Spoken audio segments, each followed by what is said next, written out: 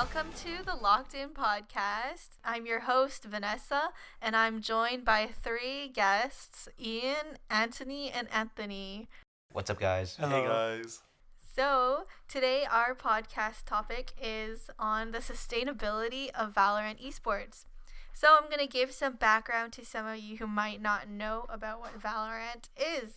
So, Valorant was first released in 2020. It is a 5v5 multiplayer first-person hero shooter by Riot Games.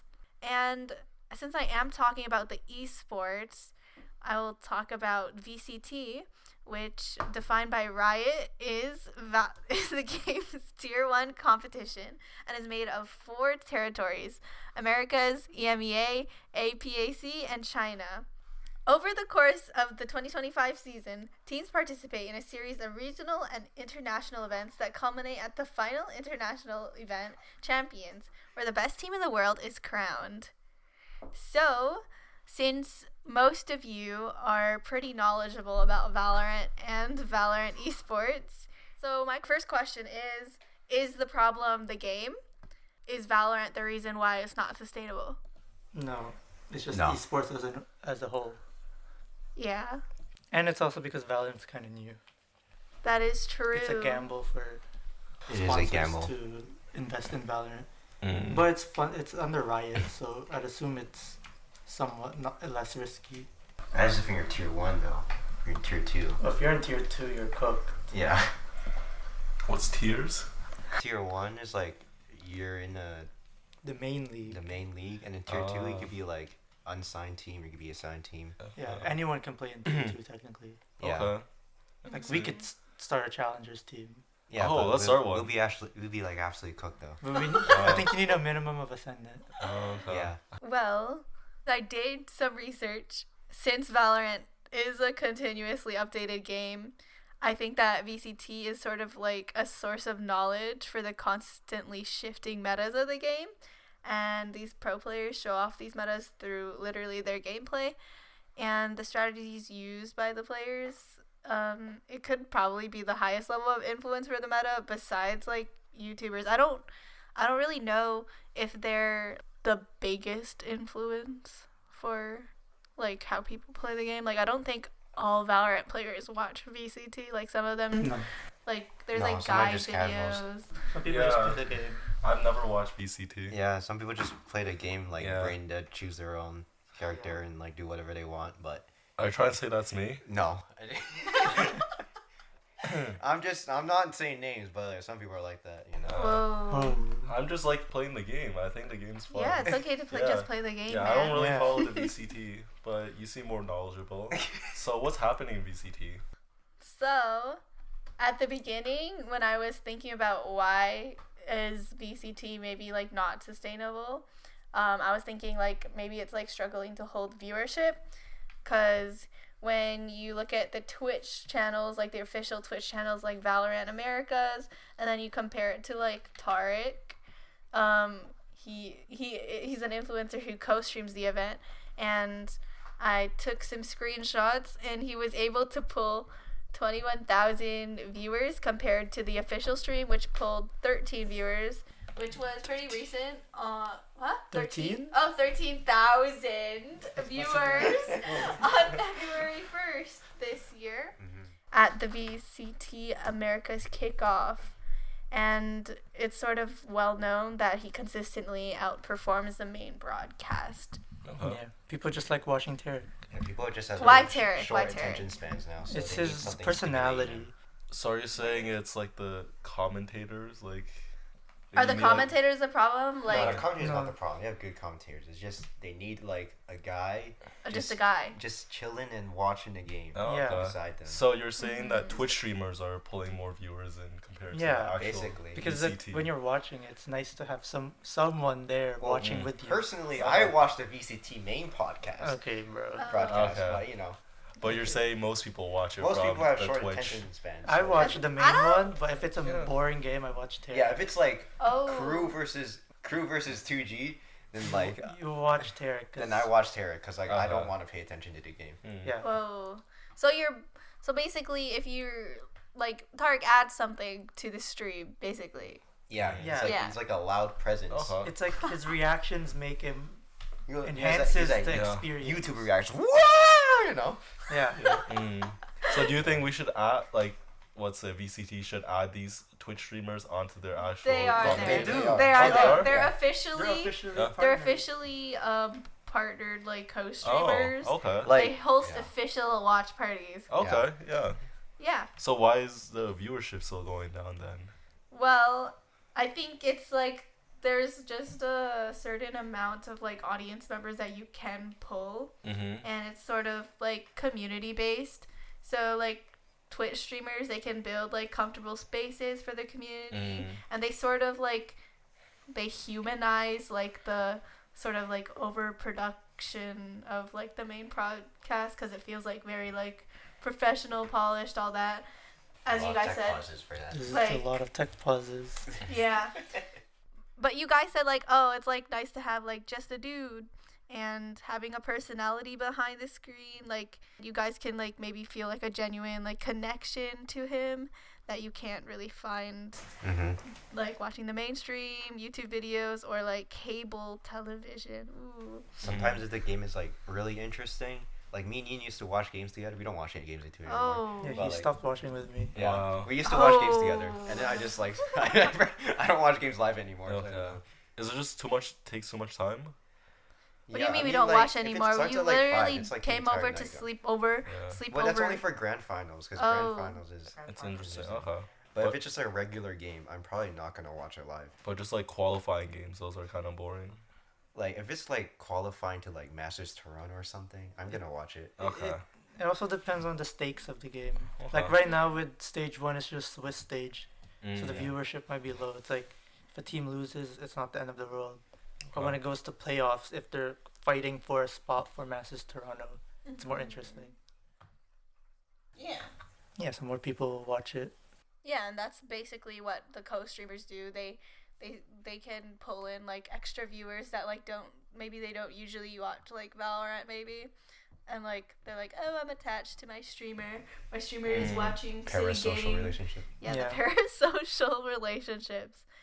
And like I think I didn't realize that Riot in general officially doing these like co-streams of the game. They like I had to look into this, but through that they can maintain control over the quality of the co-stream. So like I looked into like what they have to do, and there's like so many no Arsler. instructions. They're like partner logos need to be cannot be obscured, that's, removed, like, or modified. You have to add a good idea. specific hashtag into If you your want to keep sponsorships. Twitch stream, yep. yeah The title. stream in your title. And yeah, Okay.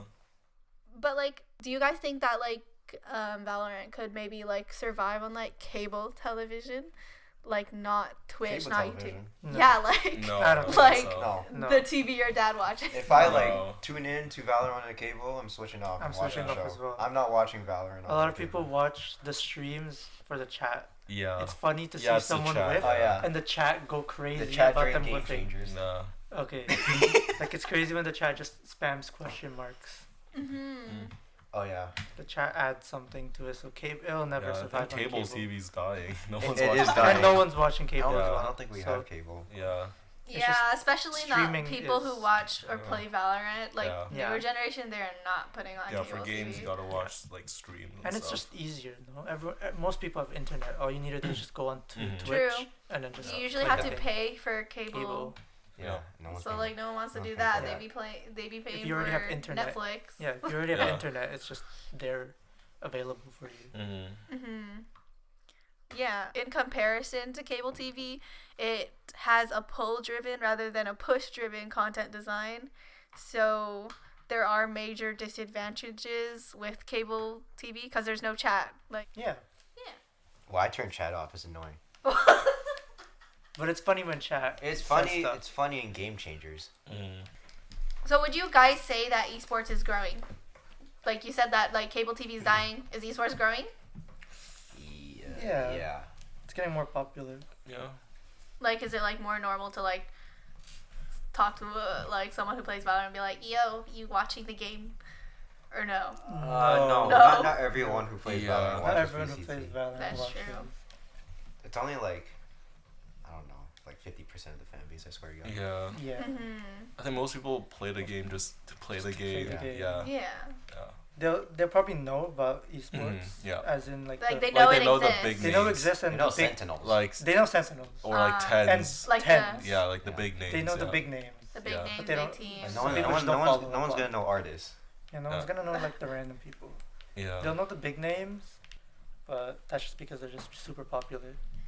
Yeah, well, I mean, there is an audience for esports though. Like we have first-hand experience, like literally trying to purchase tickets for Masters Oh, Toronto. most of those were bought by like bots and. Bot? They're Oh, all the bots. reselling. Because Yeah. they're trying to yeah. resell. They're being resold for like $1,000. Wow, that's Yeah, I crazy. saw that.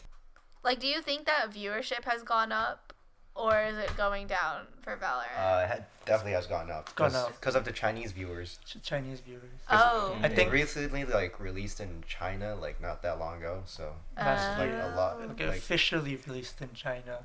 Okay. So, I read like an article that's like 2023, I think, and they said that viewership for esports in general is growing, and in fact that sports, like traditional sports, has almost had like no growth, and esports has Oh. had a 10% year-over-year Mhm. growth from 2021 versus 2022. Yeah. And well, the audience, I think, like compared to like traditional sports, the audience is younger for major sports, for more than major sports leagues. They're tech savvy and relatively wealthy if they are playing the game. And I guess these characteristics makes esports a promising marketing channel for some brands. But onto my next topic about sponsors. If it is so promising, where are the sponsors going? Like, in 2018, a record of $4.5 billion was invested into esports, and I think since then it's been dwindled out. Like, where are the sponsors going, I guys? mean, you just lose a lot of money if you just put money into. Yeah, you put money into the orgs. Because it's really risky. Because like It is you just wanna win. If you want, I think, if the sponsorship wanna like get money, they have to win. I think. Yeah. So they only sponsor the good teams. But Yeah. that's all. Even then, that's still a risk. I think it's more risky on newer teams. Older teams that have been here for a while.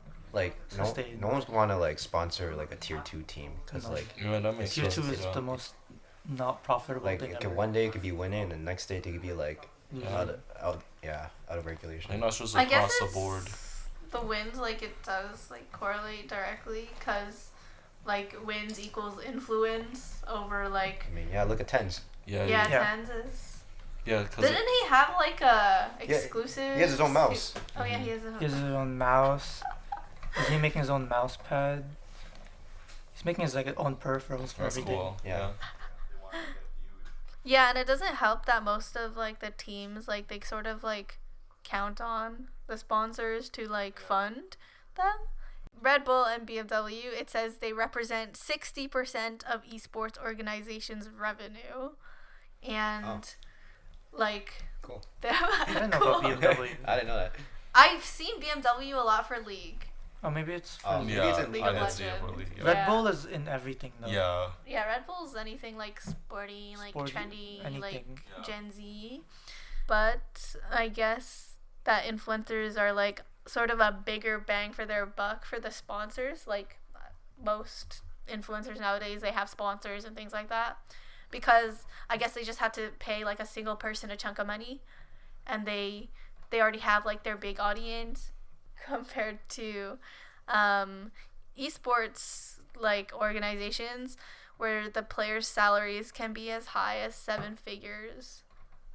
So I guess that poses the biggest problem. So like why do you think the orgs in particular are not profitable? You have to think about what you need to spend to make a Valorant team. Because you gotta like pay the players. A big Yeah. example would just be Toast's team. Yeah, DSG. What's wrong with his team? They Oh, lost. They just lost. He invested like everything. $1 million into the team and they Yeah. won like 0 games.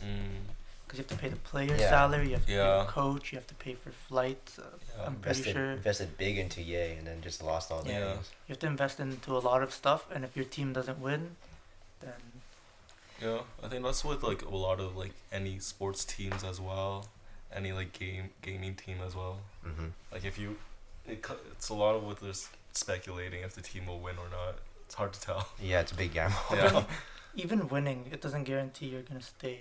Yeah. Look, remember when EG won champs? Oh, They yeah. won $1 million. Well, that org is just like poo-poo in general. and then the next year they were like financially struggling. They backed out of like every single other esports. Yeah, they were gonna Mhm. pull out of Valorant at one Oh, point. Yeah, they sold their league spot. I'm pretty sure, Yeah. just to stay afloat. So I guess it's the Yeah, managers. like of the even if they win, if they're organization. like already like negative, Yeah, it doesn't really It won't help, help. as much. it doesn't really Yeah. help. So how much money do they even win when they win? Like in champs, Champs, you like win like $1 million. $1 million for the organization? Yeah. the organization, but then it's like Organization. split between Yeah. the players. And then The like, org probably takes a cut, then and the then- rest is split between the players, Okay. the coach. Most of them like live together, I think, right? Yeah. So they have to facilitate all of that. But do you guys think that players are paid too much? I think some players are paid Some too much. players Like are they're paid too paid much. like How way. much are they getting paid? Like, example. Example, like Aspas. That guy is paid like. All I know, Seven figures? tens was like there was a tens buyout from C9. It was like 2 million. It was 2 million. They Damn. bought 10. Like Yeah. that guy's paid way too much. But I think like those, like how much they're getting paid isn't compared to like sports, and I guess they're pulling more viewers in sports now, right? Yeah, true. No, Are they? they're not. Not? I don't think so. Okay. I think it's just esports is growing more, but Yeah. Esports has like So- millions, and then like something big like FIFA had like billions. Well, okay. Yeah. But So, they're like- growing at a fast pace. Yeah, like I guess Yeah. to us it's like, oh, sports are dead because like we're not interested in sports. Yeah. But it's also, I think America's players are the ones who are paid way too much. But it's like you have to consider they're in America and they all have to be in LA. Yeah. There's like these. There's like a big focus, based on my research, that there's like a focus on how the highest rated and sought after players, like they have to be secured, like with money, like Yeah. monetarily. Buyout. You have to buy them out, and like it adds up to the inflation of the out of control salaries that like I feel like are always like news headlines, but it's not always the case because it varies a lot by region, and in many cases the work of pro players, I feel like it's like kind of exploitative. Like they're not like guaranteed anything, they can drop them whenever. Oh, Zelsis And- was C9? homeless at one point. Oh, Zelsis that was recently. Yeah. That was like a And couple he's- months ago. Yeah, he's on Sentinels. So Yeah. He was Really? Homeless. Yeah. yeah. He was That's- homeless for a bit. He had to like live with You a had, to, friend. you had to live in the office for like. Well, he did have to live in the office. Then he like roommated with Leaf, I Yeah. think. That Just is for a so month. insane, and he's part of the biggest team. Not Yeah. big. Like It's most biggest, popular. the most popular. Is One it- of the most who's the popular. biggest? I don't remember. And there's sort of like this lie that you're probably gonna get paid like a normal like traditional sports player. Like it can be unstable, poses unideal working conditions, and compares it to Chinese gold farming from like MMORPGs. Yeah. So what do you guys think that the orgs can do? What can they do? I don't know. That's sort of where we hit the I think wall. some teams need to invest in streaming. I think Sentinels picking up Tarek is like the big life hack. Yeah, you can see like other orgs picking up like streamers, Yeah. like Vitali picking up artists or something. Like I think the streamers are what can keep the orgs like in talk. Like people talking about the orgs. Yeah. That is true. like- Because when you think about Sentinels, I feel like you think about Tarek. Or if you think about Tarek, you think about Sentinels. Because he's been on 'cause it for so long. he's so like intertwined. Like I thought like most esports players like also like sort of stream on the side. Okay, Um, esports players. not they all s- not esports all of them, Because but some people don't like streaming. That's Yeah. true. some of them do still stream. But But but that's like- like their money. But Oh, like it is. When they only, stream, it's gonna be for themselves. they literally only stream during the off season. Yeah, the org Mhm. might take a cut, but I'm pretty sure most of that is because it's their stream. Yeah. Yeah. I mean, like, I was like sort of figuring out like how do esports orgs even make money, and it was sort of grim. They were like, oh, they make money by prize pools, sponsorships, merchandise sales, revenue share, in-game items, like funding, and like diversification of services and player transfers.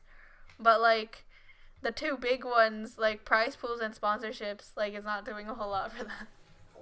Cause like Yeah. sponsors Don't do esports, period. don't do esports, guys. Because prize pool, you're not guaranteed to win. Sponsors, it depends. Cause I think it was said that the esports teams, they spend about 100% of their turnover on the player salaries, and a big thing is that they don't have media rights to cash in on. I guess that since they're like very community based, like maybe they should capitalize on like the fans and like the player spectator, which is an active participant who switches between playing and watching. And the goal of VCT, at least in my opinion, is to motivate players to play the game and like eventually buy skins, at least for Riot. Yeah. Most likely for Riot. Yeah. And I think Riot themselves, they said that esports isn't an effective way to like get players, because in order to enjoy the competition, the viewer sort of already has to know what the game is and like how to play.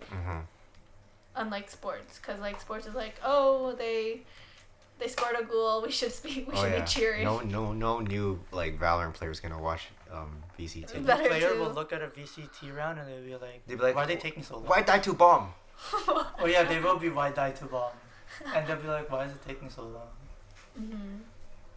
So like, you guys think that in expanding into the influencer side of esports is like Definitely helps. definitely Yeah, it will helps? help. Should all your orgs should do I that. guess that is the where the sponsors are looking at mostly too, Yeah. because yeah. I think getting streamers also But I creates a think community. it's hard for them to like secure quote unquote like a self-sustaining streamer. Like I don't know, like Yeah, like It's like- Sentinels did really well with Tarek. They did very well with Terry. it's just Just unlucky. gotta do more, see what works, cause like what they're doing isn't working, so gotta find some new things to do. Mhm. Yep. My next point is, what can Riot do to make Valorant esports more sustainable? I think that they've done a lot already. They definitely done a lot. They changed the schedule like better for the players, stretched it out. Oh, yeah. Yeah. They made the schedule better because players are complaining about playing too many games. Like this year, like from Masters Bangkok to Stage 1, there's like a month difference. Yeah. There's like a break. That's good. In terms of Kinda. financially, you could talk about the team capsules. Riot introduced the team capsules the last team year. capsules. Each team got like their own classic, and I'm pretty sure Oh yeah, some all sold the more. funds that from that capsule for your team go straight to the team. I think. Didn't, Yeah, I think it's 50. didn't they changed the team capsule player cards because some were selling more. Some were selling more, not because of they like the team, because they like the design of They the like the player. design. Yeah, so But they made it all they the made it same. all the same, which is kind of like. But fucked it's up. like if Yeah. someone likes the player card, they probably like the org, or even if they're still gonna support the org. Mm-hmm. I swear they get a lot, and then the champs capsule. The champs. It's split between everyone who qualified to champs. Yeah, I guess so. With the champs bundle, they receive 50% of the revenue, which is like divided by all the orgs, I think. That went to champs. Only that Oh. went to champs. Oh, the ones that went to champs, yeah. The 16 teams that went to champs. It's split between them. I'm going to directly quote from Riot that Riot Games aspires to be the most player-focused game company in the world, building incredible esports and entertainment experiences deeply rooted in games. And today, in addition to engagement benefits, esports is helping with Riot's, quote, bigger vision. And yeah, as you said about the skin thing, in 2022, they sold $42 million worth of the VCT Champions skin pack and distributed, half of it to the people who competed in that tournament. And Riot, I don't know if you guys know about like the nitty gritty stuff, but like they want to decrease the capital required for teams to enter the sport, and they created a partnership model that more fully aligned with teams in Riot with developing the Valorant esport. Yes, the partnership. They have the partnership thing. But the partnership isn't fully. Isn't fully sustainable. It's not sustainable. It's also kind of not fair. It's not fair. Sometimes. Not fair? Some teams don't deserve to be part of the Oh, partnership. yeah. Wait, what? like EG, I don't think they should be part. People questioned EG when they were selected for partnership, and some teams feel like they're not using it the best. It's like when you're a team that's consistently at the bottom 4 of the league for the past like 2 years. Yeah. I feel like there's something needs to change. I So feel like there's some select teams that should deserve to. Like I feel like TSM should be in franchising, but they're not for some reason. Well, for those lucky, like, partnership teams, Yep. they don't pay Riot for directly joining on the league, but they maintain their slot by investing in marketing activities, producing content for the broadcast, activating their fans around VCT events, and supporting the pro players. Yeah. But, like, do you guys know how many teams are, like, franchised? The partnership program only supports the 12 teams in the tier 1 team. Every tier 2 team is not financially supported by Riot, which is why tier 2 is a dying scene. But Tier 2 is a dying they're scene. starting to like invest in it, I think. There's a lot of orgs pulling out tier 2 still though. Because didn't they mention in like 2026 or something the partnership program's gonna change? Oh yeah, They're did. cutting like half of them or something, Yeah, I think so. and then the rest of it will be like from challengers or something like that. I trying to remember invest- seeing something like that. They're trying to invest in the tier 2 scene. Yeah, they're trying to make it like better and not Mm. orgs pulling out left and right. That is true. I'm pretty sure TSM pulled out when it was just an off season and they played the back. players back Yeah. right when it started again. Well, that is the end of my points.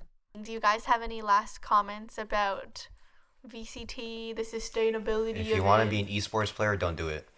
Oh, don't do it. Unless you're like the next Unless pass. you're like really really good and you're like Just stick to streaming. cruising for radiant. stick to Stick streaming. to streaming. Just start streaming. I think you're better off going the timeline of start streaming, get picked up by an org to be a streamer for that org, Like and then Song. possibly go into a like competitive team. Well, thank you guys so much for participating in my podcast. You're welcome. Yeah, you guys don't see that Valorant is being very sustainable, and I think the final line is that the orgs need to find something new to cash in on and hope for the best, because esports is growing in general. It's They growing, just have but to the Grow, orgs- they need to find a way to capitalize on that growth. Yeah. If they don't, they won't be Wait, able to make how as did much money. how did Sentinels grow back? Because they were like financially poo poo. Sponsors, they did crowdfunding, I think. Oh, Mhm. There's a point where like Rob asked, "Oh, you can help fund Sentinels." Like on their website, there's a specific tab where if depending on how much you fund, you get benefits. Oh, that is a good point. Anyways, thank you for tuning in to the first ever episode of Locked In. I hope this episode was informative to our listeners, and until next time, bye bye.